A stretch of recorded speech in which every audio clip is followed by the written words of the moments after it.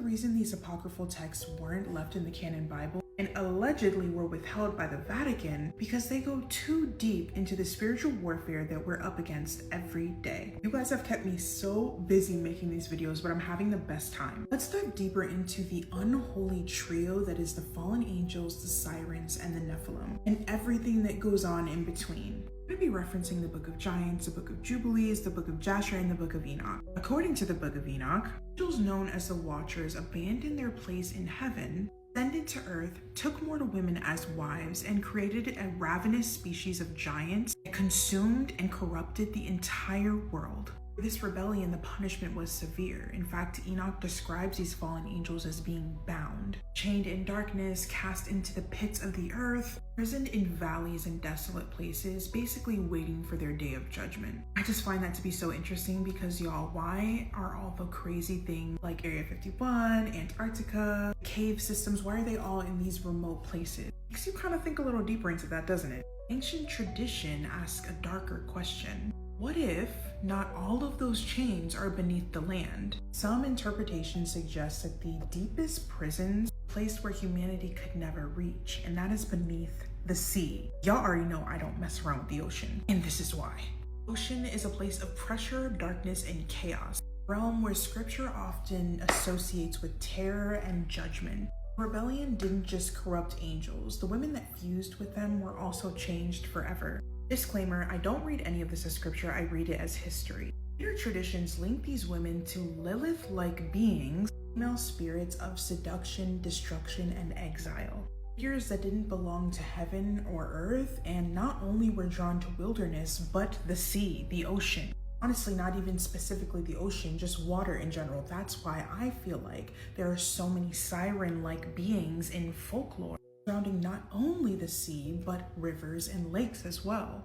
Over time, their memory took another form, and that's sirens.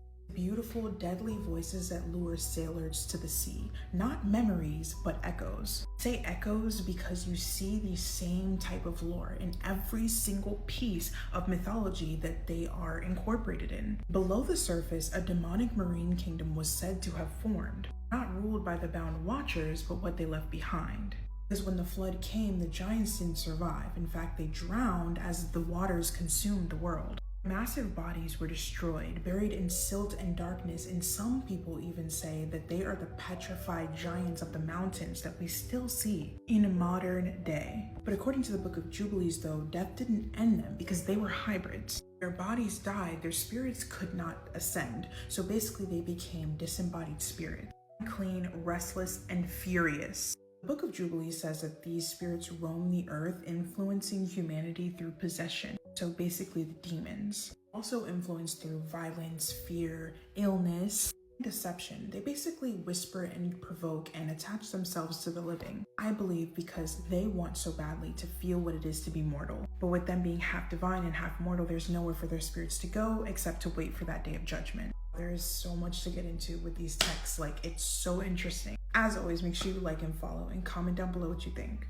Let's talk more about the ancient texts found amongst the Dead Sea Scrolls that didn't make it into the Bible we know today. While it's still in the Ethiopian Bible, it's not considered canon. A lot of people think that this book in particular was not put in the canon Bible, specifically withheld by the Vatican because it dives too deep into the spiritual realm. We're going to be talking about the Book of Giants. The pre-flood giants only appear briefly in our canon Bible, within a few cryptic lines. Ancient forbidden texts, their story is far more disturbing. Long before the flood, before recorded history as we know it, beings called the Watchers descended on earth, according to the Book of Enoch, which I read as history, not scripture. They weren't meant to interfere with humanity, but they did, and they broke divine law by taking mortal women as their wives. Not only did they do that, they taught them forbidden knowledge, and from their union came something sinister. Giants, aka the Nephilim. This hidden story is preserved in a bunch of ancient texts, but specifically in this video, we're speaking about the Book of Giants. This book was considered so unsettling, and for centuries, it was deemed lost. The fragments were discovered amongst the Dead Sea Scrolls, all the way in desert caves, as if someone was trying to keep the contents buried. According to this text, the giants were violent, endlessly hungry, and uncontrollable. They consumed crops, livestock, and entire human populations, and when the hunger exceeded that, they turned on each other. Earth itself became corrupted, and unlike the canon Bible, this book actually uses names. Figures like Oya, Haya, and Mawe appear. I can't help but to notice the involvement of the word Yah, Yahweh, and then Mawe, Yahweh. Every time I read something about the enemy, it's so clear that he can imitate, but he cannot replicate. No one does it like Yahweh, okay? And that's on what? Biblical period.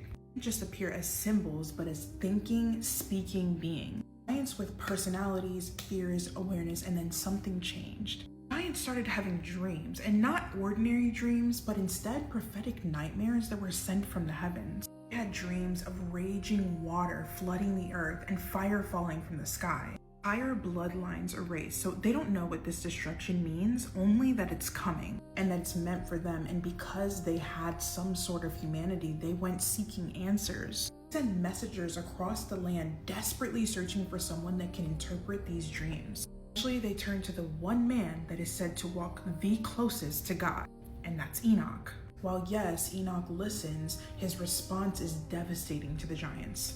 Dreams are real, the judgment is final, and the giants will not be spared. They're not going to have forgiveness because they were never meant to exist. Essentially, the coming flood wasn't just a punishment for humans, it was literally a cosmic reset, basically cleansing the earth of the corrupted hybrids made by the second heavenly rebellion. I don't know about y'all, but I feel like it just makes the day of the flood so much more chilling. Not only were there the screams of humans, they were the screams of the giants, and from what we're seeing in the book of Giants, they were very aware. Just dumb idiots stomping around eating things. They had like actual consciousness. Anyway, y'all, as always, make sure you like and follow and comment down below if you want a part 3.